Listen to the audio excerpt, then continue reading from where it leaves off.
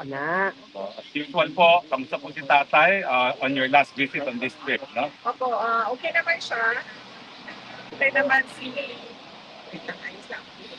Ano ka ba? Kasakain talaga. Gani, init na po, no? Babang gapon. Okay. So, yes, okay lang.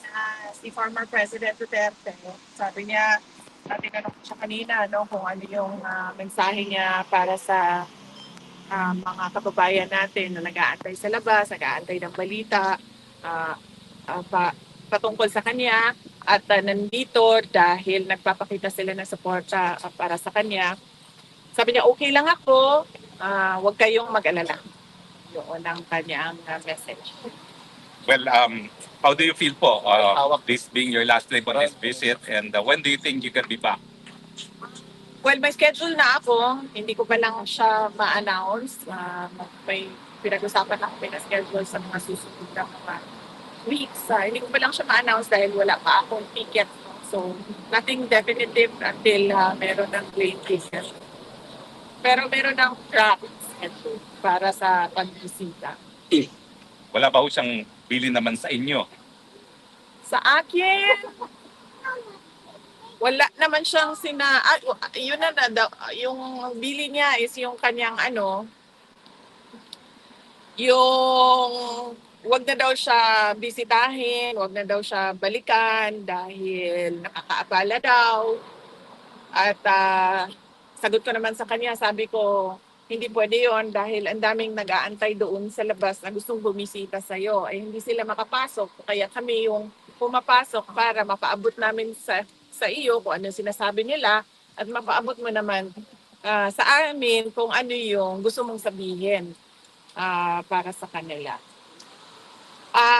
So yun Sa politika po, wala kayo napag-usapan? Wala kaming napag-usapan sa politics eh. Napag-usapan namin yung hopelessness, sabi ko yung hopelessness and frustration ba sa government.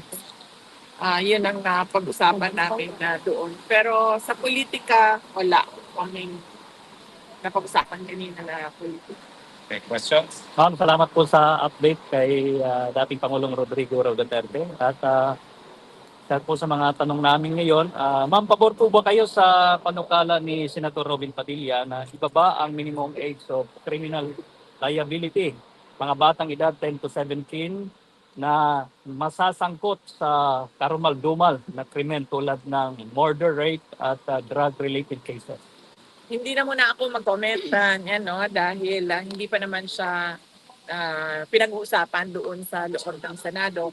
Kapag meron na silang mga committee hearings, we will make sure na the voice of the Office of the Vice President will participate in the committee hearings of the proposed bill of Senator Robin Padilla. Thank you, ma'am. Ma'am, sang-ayon po ba kayo sa paraan ng anunsyo ni DILG Secretary John Vic Remulla na suspension of work and classes na may halong biro? Marami po kasi mga netizens ang nagsasabing dapat seryoso at may malasakit ang ganitong mensahe, lalo na't kaligtasan po ng publiko ang nakataya. Yes.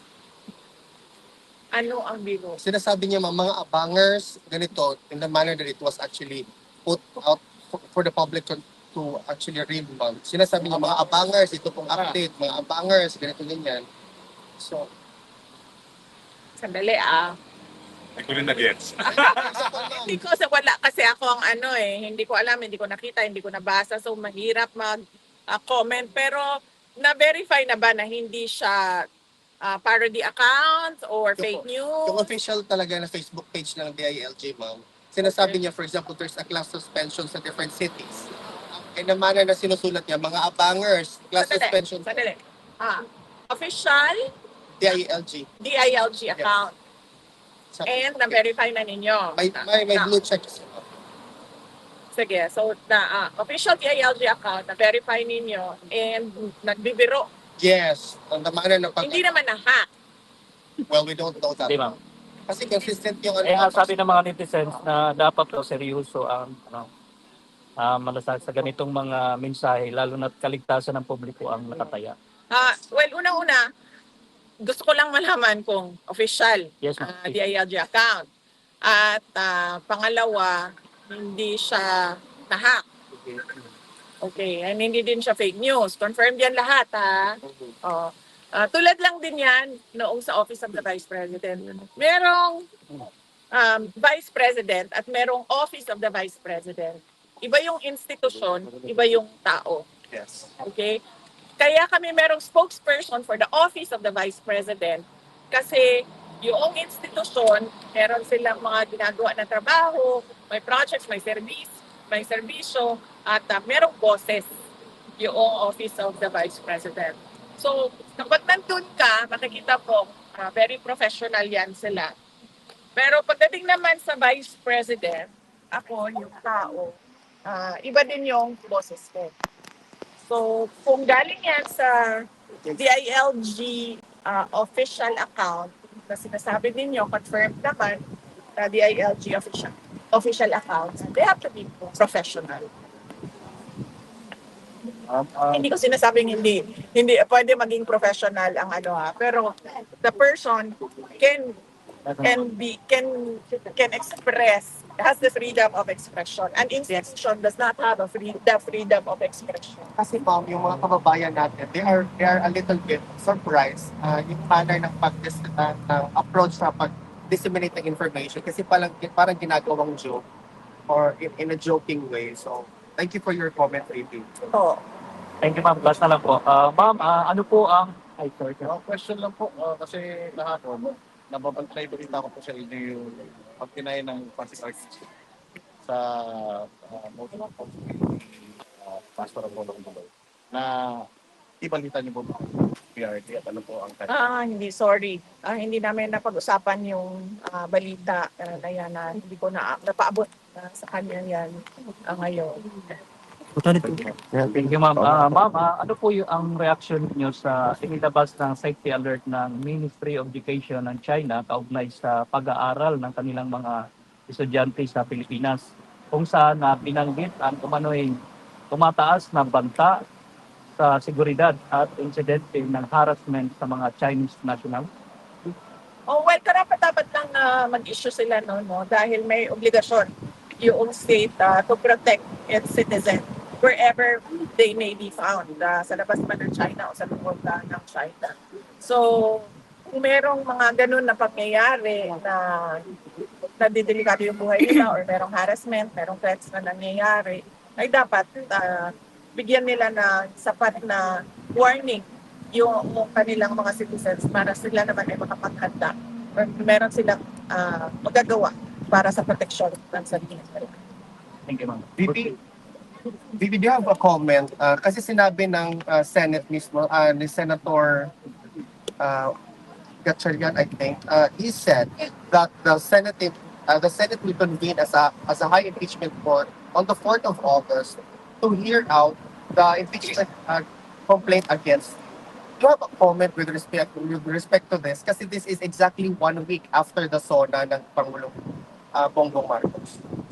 Hindi na muna ako mag-comment about sa impeachment kasi merong spokesperson for the impeachment topics. Ito yun si Atty. Michael Poma. So, if you can find time to reach out to him to ask him questions about the impeachment, then he would gladly answer questions about the impeachment. Thank you, Vivi. VP, do you have any expectation na sana i-bring up ni President Trump kay Presidente Marcos Jr. ang issue ng ICC and about former President Duterte? Wala akong expectation. Wala akong expectation na i-bring up niya doon anything favorable to former President Rodrigo Duterte. Likely, i-bring up niya doon, pero ang kanyang sasabihin ay things that are unfavorable to President. Because he will really defend what they did to the former president. No, I meant on the part of President Trump. President Trump to President Marcos. Mayroon ba silang meeting? Wala pa po sa special. Wala pa po according to the official schedule.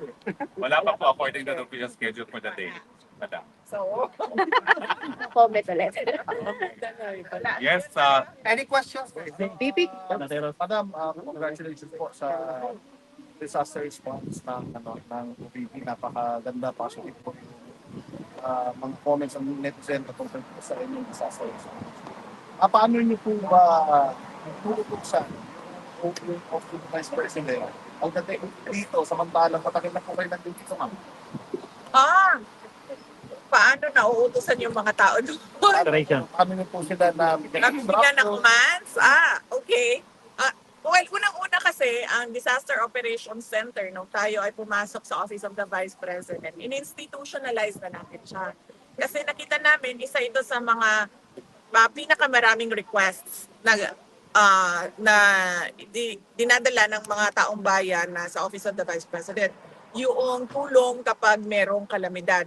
Yan ang isa sa top three na hinihingi. Ang una is medical and burial assistance. Ang pangalawa is disaster relief.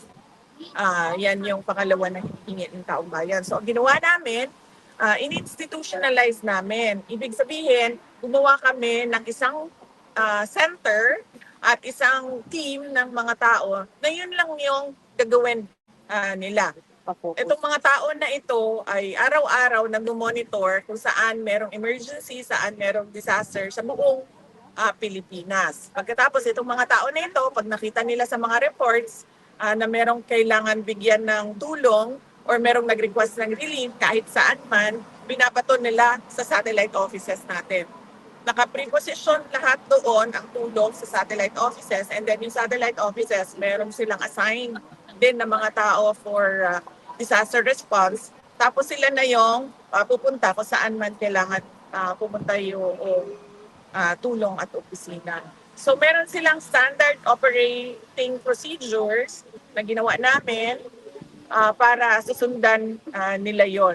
Kapag wala doon sa nakalista na mga kailangan nilang gawin, kapag wala doon na sila nagtatanong. Sa USEC namin tapos yung USEC namin magtatanong din sa akin kung ano ba ang gagawin. Tulad ng example, noong isang araw or kahapon ba yon, kung saan lumabas yung mga bus na tumulong sa mga na stranded sa mga ruta nila. Yun kasi ang allowed lang sa buses namin is may oras lang na allowed na lumabas sila. And ito yung peak hours kasi augmentation laang yung tulong na binibigay natin, no? Nag-augment tayo sa peak hours ng mga taong nagpabiyahe. Kahapon, sobrang dami no mga humihingi ng tulong ng mga stranded. Nagpaalam sila sa akin kung pwede ilabas yung mga bus. And then sabi ko sa kanila, oo, pwede ilabas yung mga bus dahil emergency na yan. At hindi na natin kailangan magpaalam pa na lalabas yung bus natin, labas doon sa peak hours na allowed mag-fly yung buses. So, ganun yung in-institutionalize namin, tapos merong standard operation procedures. Kung wala doon, nagtatanong sila at nagbibigay ng commander, sagot sa Comment lang po, ma'am, sa mga comment ng netizens na mabuti pa daw po yung OVP mas nararamdaman nila sa mga kanyang disasters. Yung pong EDCA sites na sinasabi nilang yun ang isa sa mga purpose, di raw nila nararamdaman. Unang-una, kailangan siguro natin tanongin, no, kung totoo ba talaga na yung mga EDCA sites ay gagamitin for disaster preparedness and disaster response o sinabi lang yun para lang may masabi patungkol sa EDCA sites. Just to piggyback real quick, BP, kasi sinabi ni DND Secretary Gimo Chodoro that we should ask the US to use these EDCA sites para po ma-facilitate yung relief operations. What's your reaction to this particular statement? EDCA kasi, it means Enhanced Defense Cooperations and Preparedness. Nandun yan siya doon tayo sa, we're in the defense, you know? Ano ba ang ibig sabihin ng defense, no? Di ba mutual defense? Like depensa sa Pilipinas at depensa sa kung sino man yung ally natin. Diba? Kasi mutual. Diba? So, kung kung magkaroon ng agreement, iba pang agreement sa ilalim, sa loob ng EDCA agreement about disaster preparedness and disaster response, pwede yun.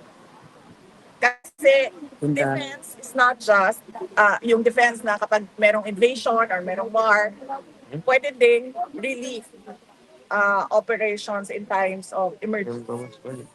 Thank you, VP. Well, since nakita po na parang epektibo yung disaster response ng OPP, will you ask for a higher budget for this year? For disaster preparedness?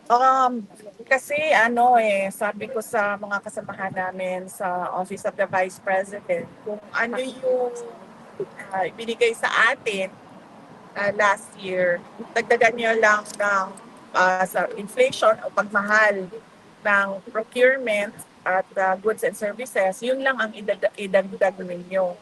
So, hindi na kami humingi ng tulad nung dati kung saan optimal yung operations ng Disaster Operations Center ng Office of the Vice President. Kasi alam naman namin na hindi siya ibibigay.